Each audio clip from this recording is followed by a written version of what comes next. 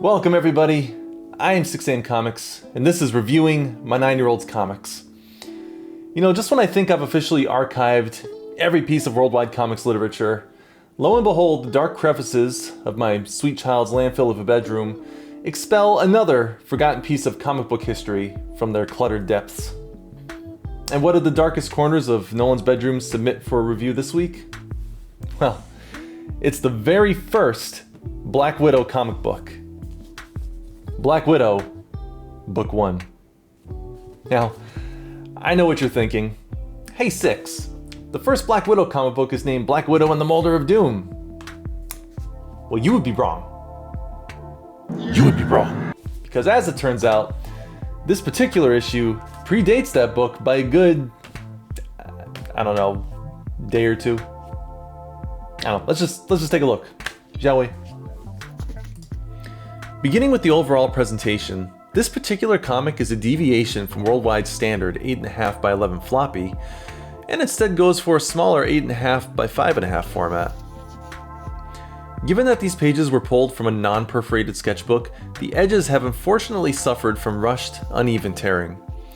It's helpful to remember that this is an artifact from a more primitive period in worldwide comics history, and although Nolan has always given the utmost care to his products, there are still learning curves to overcome in any young business. And while I would normally be disappointed in such a downgrade in the page quality, I'm far more impressed that the pages themselves have remained intact at all given the fact that this comic was stuffed in a pile of bedroom clutter for the greater part of a year. I mean, let's not forget what happened to the original issues of the Human Spider. Aside from the paper, the artwork, while being older, is still top-notch Nolan quality. The majority of the interiors are black and white. However, there are splashes of color thrown in at random, though the reasoning for the inconsistencies remains unclear. As in recent interviews with Nolan, he gave contradictory statements regarding the decision, implying it was either poor handling of time or an artistic decision. Though if I'm being honest, I'm pretty sure it happened because he left the caps off his markers and they dried out. I get on him about this all the time. As for the story itself, I had expected this to serve as an origin tale for the Black Widow, something we were never really given during the original pre-spectacular timeline. However, like the other books during this run, Black Widow has already been established, although we are given a few tidbits about his personal life, such as the fact that he's much younger than originally implied, and also that he lives with his mother. While we're never really given any information in regards to how he got a start as a hero, we do unexpectedly get an origin tale for his current costume, as he's sporting a completely different look during this particular issue. But enough analysis, let's read the actual story. We begin with what appears to be video footage of a foreign country's head science department.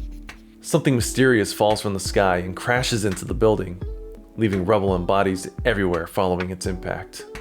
As we zoom in on what appears to be an alien craft, a hatch opens up and a strange device falls from the opening and lands on the ground. Meanwhile, we cut to the silhouette of an extremely buff individual lifting weights in his home.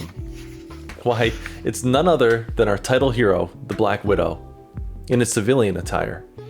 As he finishes his final rep, he throws his weights across the room and they crash into a lamp, knocking it over. Oop! A voice from another room asks what that noise was, and our hero, always quick on his feet, replies, "Nothing, Mom." Phew, that was a close call. Later, we see the young boy run out of his house, carrying a bag as he yells bye to his mother. "Kay!" As he runs off into the night, we get our first glimpse of the Black Widow. He puts on his mask and begins to adjust some settings on a wristwatch. 73 degrees. Obviously, these are the perfect settings for grappling hook action. As he fires his grappling hook at a nearby sign, we get an amusing cameo by none other than the lovable monster puppet Elmo. Now, I don't know what kind of shady backroom deals went down to convince HBO to lend Nolan their Sesame Street IP, but I think I'm beginning to understand why he ran out of a budget to finish coloring the book. We're treated to some impressive acrobatics by our titular hero as he swings around a street sign before striking a sick aerial pose for our readers. Spectacular. Meanwhile, at the alien crash site, two men begin digging through the wreckage from the crash. One of the men digging deep into the ground holds up the device that flew out of the ship on page 2. Always grateful for those little page references. As the men examine the device, something emerges from inside of it. I am Zap. Terrified, both of the men begin screaming for help. But was he digging in the dirt naked? The heck? We cut back to Black Widow as he soars through the city. What's this? We get a sweet parody of Flip-O-Ramas, made famous by Dave Pilkey, in the form of something called Fliper. Or Flipes? Flippies? Whatever, we all know what's a Flip-O-Rama. Flip, no rip, or cry, cry, cry? Guess I better not rip it while I flip, flip, flip, flip, flip, flip, flip, flip, flip, flip, flip, flip, flip, flip, flip, flip. Nicely done. Following the sick display of acrobatic prowess, Black Widow delivers an epic flying kick to the face of Zap, sending him flying back into a spaceship, causing it to explode. The explosion knocks Black Widow all the way back to his house, where he crashes through the roof and lands on his mother's sewing machine. The landing causes the machine to turn on and suck Black Widow's costume into its mechanical sewing needles.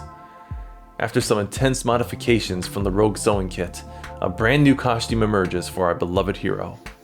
The end. What a fascinating tale. Given that we've been following this character for so long, it's interesting to remember that there was once a time when he was practically unheard of. It's unclear as to whether or not this issue is considered canon, as we never see Black Widow's mother make another appearance, nor do we ever see him utilize grappling hooks again.